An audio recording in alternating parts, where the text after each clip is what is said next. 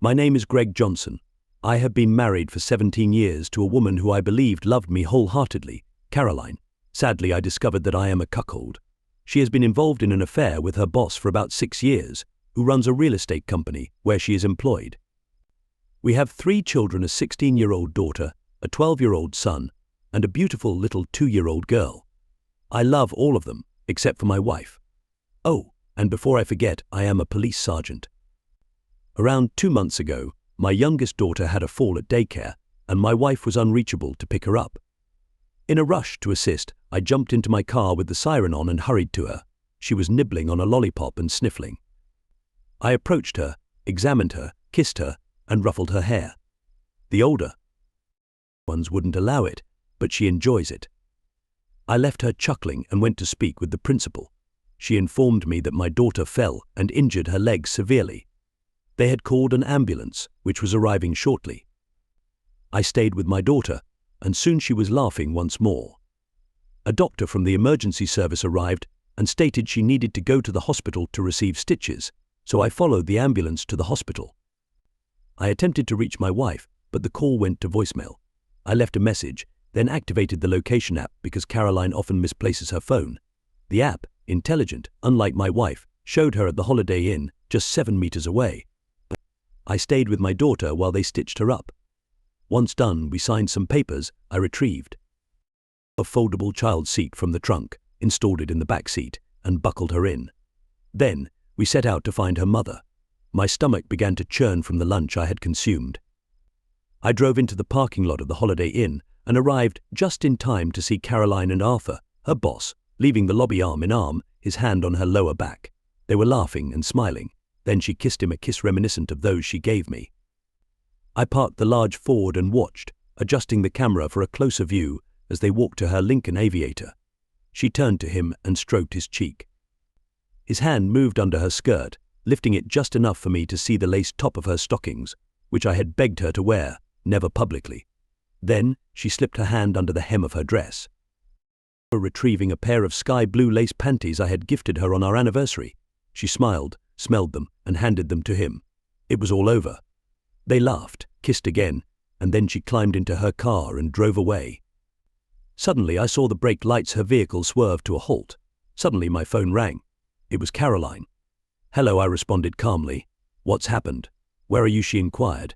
"I'm at the hospital. The baby is fine." "Where are you?" "I'm at the office." "I'm heading to the hospital now," she replied. "Drive safely," I said, hanging up. I observed her car as she called twice more. I directed all to voicemail. She resumed driving, nearly colliding with a pickup truck, then screamed and rushed out onto the street. I sighed and drove home.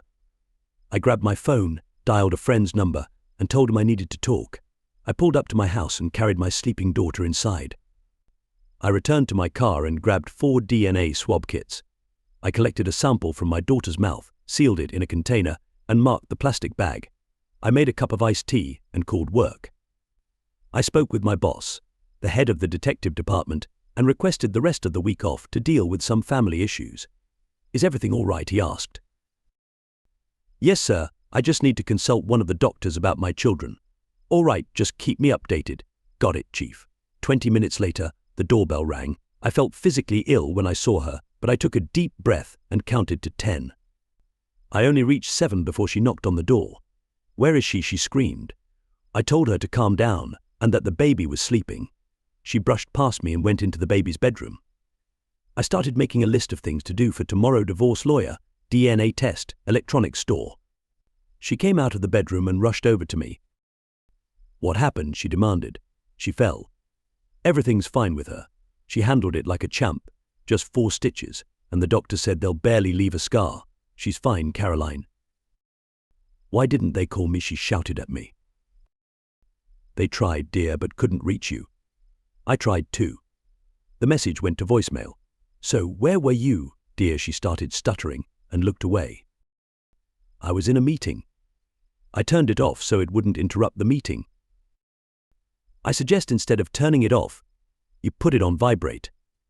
I'm just glad nothing serious happened with the kids, or maybe something fatal didn't happen to me." Her face darkened, and then she went pale. "I never thought about that," she said. Of course you didn't, dear, I thought to myself. At that moment, two more of our children ran in from school, Marissa, who is 16, and Junior, who is 12. They stopped in the living room and looked at their parents. What happened, Dad? My son asked. My lovely daughter shot her mother a cold look, but she asked me, is everything okay, Dad? Yes, your sister fell at daycare and got a cut. She had to go to the emergency room to get stitches, and I went with her, I said, watching my wife. She flinched. Where were you, Mum? Marissa asked. I was at a meeting, she mumbled. Obviously, my daughter knew or suspected something. Junior, as we called him, stared at his mother intently. Really, Mum, he said. Caroline hesitated and blushed deeply. I need to take a shower, she said. I couldn't resist. Didn't you take one this morning? I asked innocently. She stumbled and looked at me, trying to provoke a spontaneous outburst from me. Go deal with it, Craig, she hissed. She turned and stormed upstairs.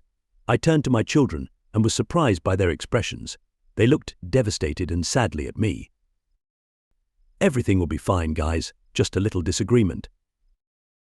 Whatever you say, Dad, Marissa said. Junior just nodded. How about some pizza? I asked. I called and ordered pizza. 30 minutes later, they delivered 2 large pizzas, one with pepperoni and one with mushrooms. The kids cheered, even the little one, and we waited for their mum. She showed up and turned up her nose. You know I only like anchovies, she growled. So sue me, I said. She gave me a piercing glare and went to pour herself some wine. The kids chuckled and shot disapproving looks at their mother. She rushed off somewhere, and the kids and I recounted school events and community activities, like dates and the like.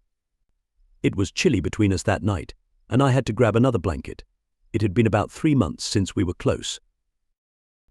It would be even harder the next day. I met with a lawyer and asked her what my options were. She still couldn't stand cheaters, especially women, and had a soft spot for cops, but she told me we were not at fault. Despite everything, they'd crucify me if my wife didn't agree to everything I wanted. She told me to gather all possible evidence, and we'll see what happens. She actually said that from an alimony perspective, I was in decent shape because my wife earned more money than I did. Besides, due to her age, my older daughter could decide for herself who she wanted to live with. I went to a friend and asked him to set up surveillance on my wife and her friend. He was a good friend, and I had worked with him before. It wouldn't cost too much, and I would have everything I needed. Then I went to an electronics store and bought several wireless voice recorders and 3 video cameras. I went home and installed cameras in the master bedroom, the living room, and the guest room. I would place one of the tape recorders in her car, one on the bookshelf in the living room, and another in the master bedroom. Then I received a message from my wife stating she would be returning home late and asked me to take care of the children until her arrival. I got ready, picked up gig, and then went home to start cooking dinner. About 2 hours later, my 2 older children arrived, and we discussed what to have for dinner: grilled chicken, mashed potatoes, and creamed spinach. How does that sound? I inquired. Marissa remarked that it sounded delicious. The youngest gave me a slight smirk and questioned, "What does Mom want?" I responded that Mom could cook her own dinner. Marissa and the youngest exchanged looks. Then Marissa announced, "Dad, we need to talk." I sensed a serious discussion was imminent, so we went to the kitchen to begin preparing dinner. She started, "Dad, I think Mum's being unfaithful. She doesn't respect you and she's never here when we need her." Marissa's right. Dad, I was proud that they were both perceptive and intelligent, traits they had inherited from somewhere. I halted my tasks and enveloped them in a group hug.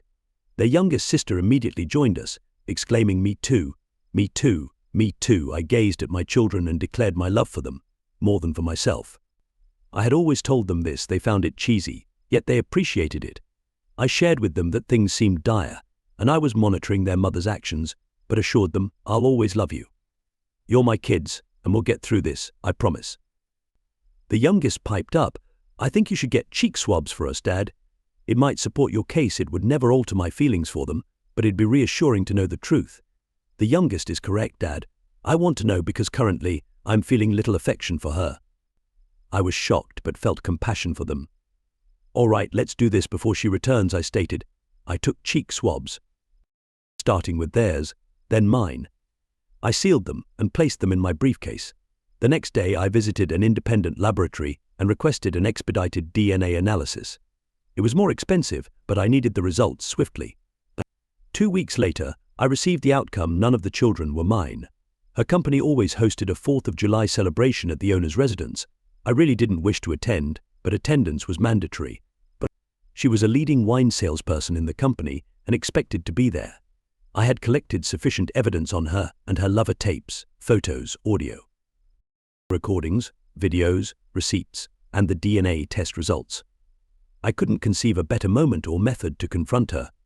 I realized that whatever I did or whenever I chose to do it, I was doomed to lose. She mentioned it wasn't going to be a family event, so the children were not invited. Reflecting on this later, I acknowledged it was fortunate. We arrived just after 11 a.m., and I grabbed a couple of drinks of beer for me, white wine for her. She wore a yellow sundress, no bra, 7 cm espadrilles, and a shawl. She looked attractive. I stayed fairly close to her, not overtly watching, but still keeping an eye on her. Her friend approached, whispered endearments, and then returned to his hosting duties. He vanished, and I immediately intensified my monitoring of Carolyn. After her 3rd glass, she lost track of me. She doesn't handle alcohol well and was 1 gulp away from becoming intoxicated.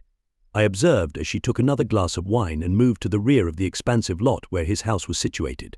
2 of her colleagues from work attempted to divert my attention, but I switched to Coke after finishing half of my beer. They were somewhat inebriated, and I was able to maintain surveillance on her as she made her way to the corner of the garden shed and vanished behind the back door. I set my Coke down on a table, took out my mobile phone, and activated the video camera. I advanced toward the shed's corner, sneaked around it, left the area, and navigated toward the back gate of the property. I peeked around the corner and spotted my wife. Her sundress was hoisted up to her waist, and her breasts were bare to the sunlight and the breeze. He was with her, and she was vocalizing pleasure throughout. Her white lace underwear lay discarded on the ground. An idea struck me, and I felt fortunate for this serendipitous discovery. I turned the camera off and captured a few images the moment I pulled out my phone. I waited for them to reach their peak, then I reached for his peculiar-looking buttocks, yanked him away from my wife, and detached him from her. I spun him around and delivered a punch to his face with my right hand, fracturing his nose and breaking his left cheekbone. I injured my hand in the process as well. He collapsed unconscious, and Carolyn slid down the shed wall to the ground. I retrieved my handcuffs and secured him to a fence post, reciting his rights. "You are under arrest for rape. You have the right to remain silent. Anything you say can be used against you in court. You have the right to an attorney if you cannot afford one. One will be appointed for you. Do you understand these rights? As I have explained them to you." Carolyn began to scream. "Craig, what are you doing?" I took out my cell phone, dialed 911, and reported, 911, "What's your emergency? This is Detective Craig Johnson. Badge number 714. I'm at Wilson Street, and I have a suspect detained for rape. I need backup, a supervisor at the scene immediately, and an ambulance. There's a private residence party in progress." Carolyn was irate. "This isn't what you think. It's not rape, you idiot." "Here's how it's going to go, Carolyn. This is rape. I have video, audio, pictures, photographs, tapes, receipts, timelines of where you've been, and the DNA of our 3 children showing that they're not mine. Are you going to agree to this, or will you never even look at your children again?" Blood drained from her face. She collapsed to the ground again and screamed. "No." I lifted her up and wrapped her in her shawl. "Decide, Carolyn," she muttered. "My panties. You didn't need them 5 minutes ago. Why do you think you need them now?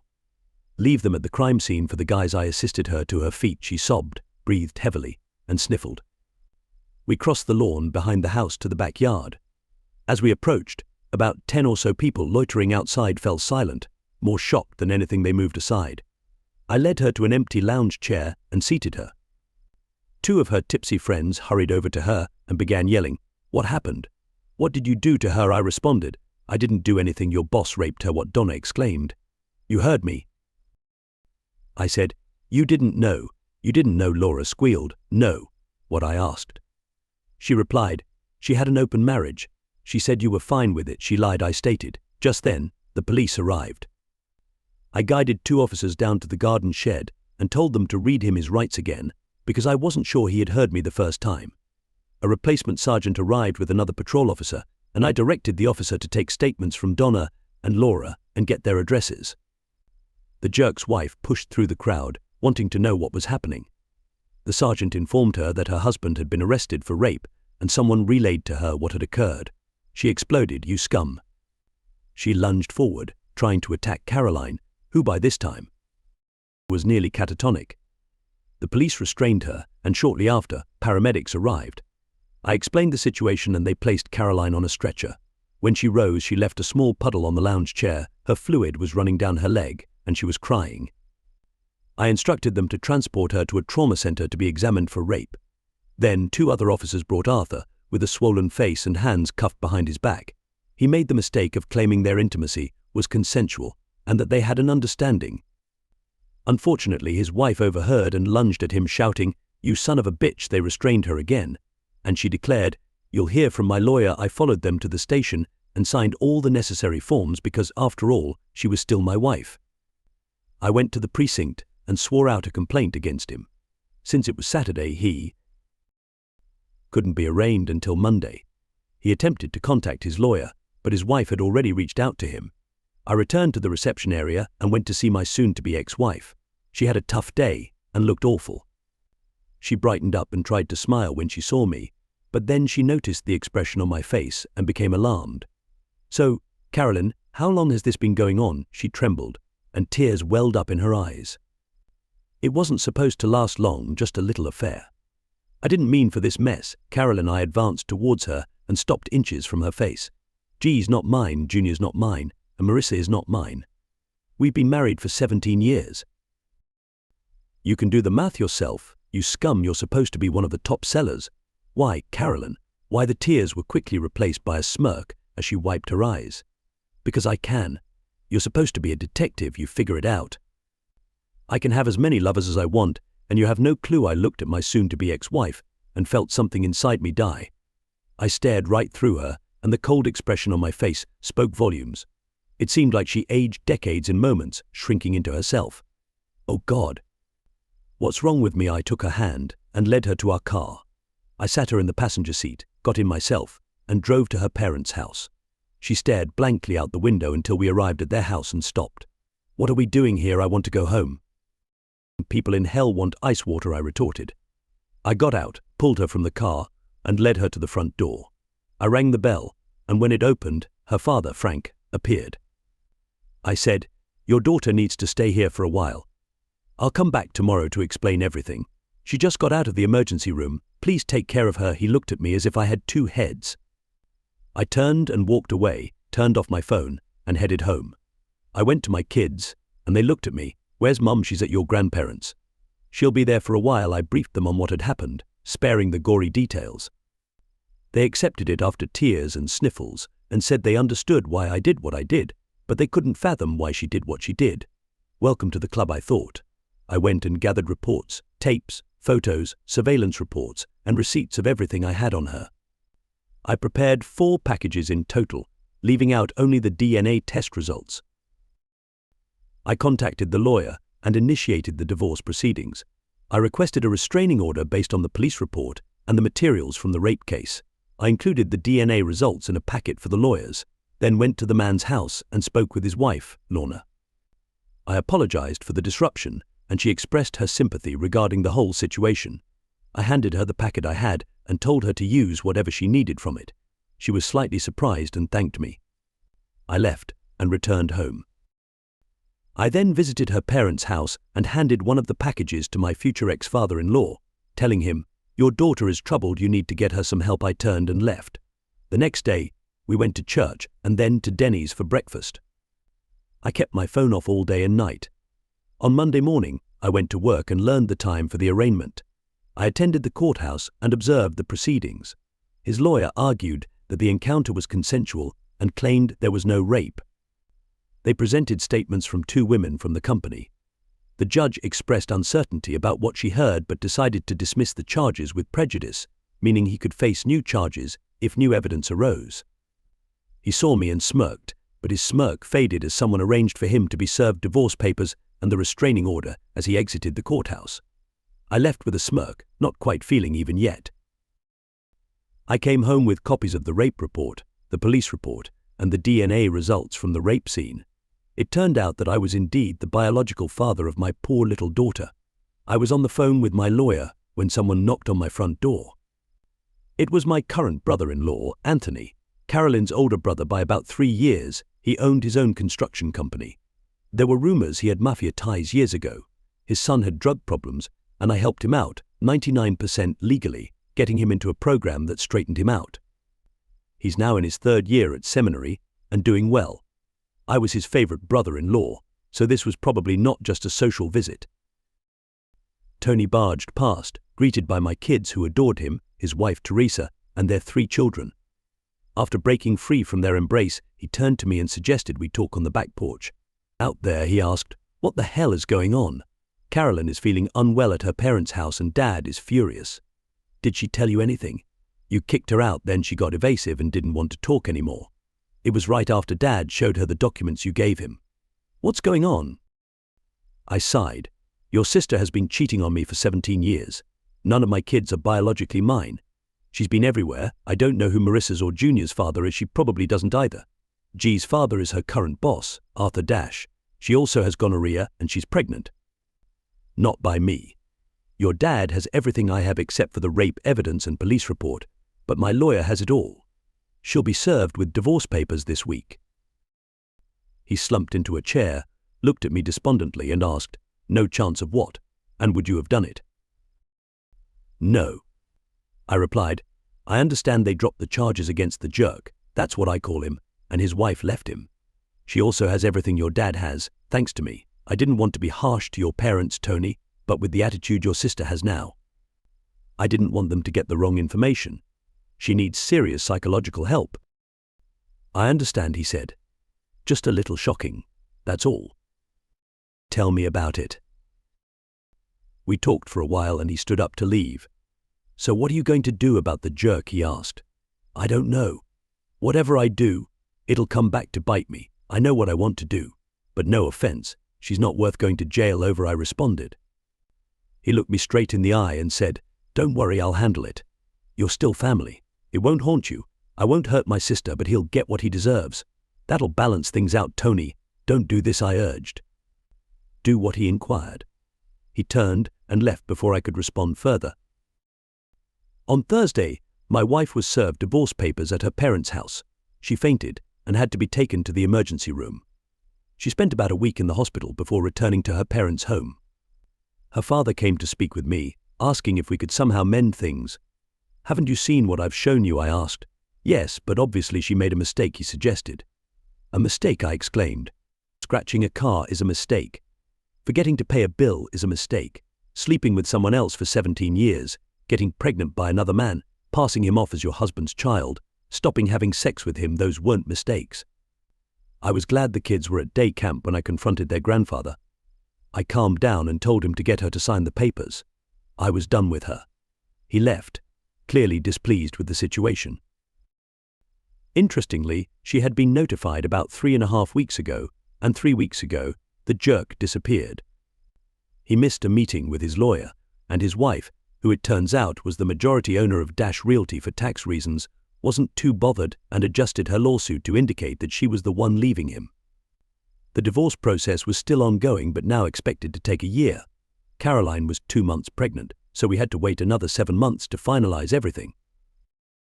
As the case dragged on, her lawyer tried to push for changes to the settlement. She demanded more, claiming she was entitled to it. I suggested letting her keep the house and giving her a 10% settlement, allowing her to retain her retirement savings and our joint savings account. Visitation was to be limited to 1 weekend every 2 months at her parents' place, with no companions, male or female, present, especially not Marissa, who she didn't want to see. Her lawyer opposed nearly all my proposals. I asked my lawyer to arrange a meeting. I arrived at my lawyer's office half an hour early and loaded a DVD into his projector. I grabbed a cup of coffee and sat down. She walked in with her lawyer. My lawyer introduced himself, and Caroline extended her hand to him. "I know who you are." "I don't need to meet you," her lawyer insisted, and suggested we remain civil. He glanced at my former best cop, who slightly choked. They began to negotiate, and after 4 hours, they had discussed everything but reached no agreement. I vetoed everything and even withdrew a few offers. Then she erupted, accusing me of being unreasonable. But okay, answer one question truthfully, and I'll reconsider, I said, as I pressed the play button on the DVD player. The disc started with footage of Caroline and the jerk exiting the Holiday Inn, captured from the dashcam of my police car footage she had never seen or even suspected existed. It continued until she pulled out the blue lace panties. I stopped it and turned to her. Her face turned ashen and her jaw dropped. Caroline, tell me, where are the anniversary panties, my loving wife? Where the hell are they? If you don't sign this as it is, we'll go to court and everything will become public knowledge. Sign it, she cried, grabbed the pen, and signed everything. Her lawyer was stunned as she grabbed her purse, stood up, and suddenly her water broke. She screamed we called an ambulance and took her to the hospital. I made sure my name wasn't listed as the father on the birth certificate. She gave birth to a boy weighing 3 kg. My lawyer arranged for DNA testing and, voila, he wasn't my child. Furthermore, he wasn't the jerk's child either. She had cheated on her lover as well. The divorce proceeded, and I was finally free. I became quite sought after in the singles scene. My daughter mentioned I was seen as quite attractive, while my son cautioned me to be wary or I might attract too much attention. I visited my brother-in-law and we shared a couple of beers. Eventually, I asked him if he knew what happened to the jerk. Who's that? He asked, raising an eyebrow. Don't worry about it, I replied. A couple of years later, Tony and Teresa hosted a party at a bar, inviting everyone, including my ex-wife. The kids kept their distance from her, and the man she brought, however, her little boy, was quite endearing. My daughters were very fond of him. My now 18-year-old daughter brought a young man to the party. He seemed decent, although he was still being evaluated. I actually liked him, but I kept that to myself. The man accompanying her mother seemed overly interested in my daughter. I noticed it but chose not to make a scene. Just as I was about to intervene, her young man stepped in. Hey honey, what's going on? He asked. Stay out of this, kid, the man said. The young lady and I are talking. Oh, don't mind me, he replied. I was just making sure she wouldn't hurt you. His hand moved inappropriately. Get your hands off me, she demanded, facing him squarely. Hey, you like it? Don't pretend, he retorted. She struck him in the throat and seized his hand. His thumb bent back with a crack, and his scream caught everyone's attention. I don't share my mother's ethics, scumbag, her friend commented, smiling. That's my girl, I thought. Her mother rushed over, exclaiming, What have you done? My brother-in-law, having seen and heard everything, suggested, I think both of you should leave. After their departure, the atmosphere calmed down. Then, someone new arrived. My sister-in-law hurried over and embraced a striking brunette, about 170 cm tall, with a petite build and legs from hips to ankles, a cute face resembling the girl next door, and brown eyes with golden flecks. She was stunning, at least to me. My son nudged me, saying, Keep your eyes in your head. Old man, what are you talking about? I queried. Then my sister-in-law introduced her. Kurt, this is my sister, Angelina Ali. Oh, damn, all the good ones are taken, I thought. She had just moved here, was a lawyer, and wanted a fresh start after her husband had been killed in Afghanistan. Teresa looked me in the eyes and mentioned, I've told her all about you, maybe you can help each other. Angie looked at me and said, we can give it a try. Thank you for being with us and listening until the end. If you found it interesting, please subscribe, give us a like, and leave your comments, and we'll see you on the Cheating Stories channel.